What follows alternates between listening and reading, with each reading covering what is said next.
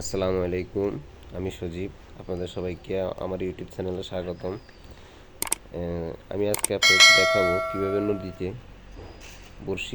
বড়শি বা ছিপ দিয়ে রুই মাছ ধরতে হয়। আমি এখানে প্রথমে মাছের ধরার জন্য আদা নিয়ে নিয়েছি, তারপর সেট আপ করেছি, তারপর নদীতে বড়শি ফেললাম। দেখতে থাকেন। এটা যেহেতু সময় সাপেক্ষ, এখন আমি এটা একটা চুম্মা বলে চুম্মাটা লাগাইলাম। এটা একবার মিস হয়েছে টানটা, এটা একবার তুললাম, আবার নতুন করে ফালাইছি। একটা মাছ হিট করছে সম্ভবত, এটা সম্ভবত বড় মাছ, ভালোই এটা টান দিয়েছে, এটা বোঝাই যাচ্ছে।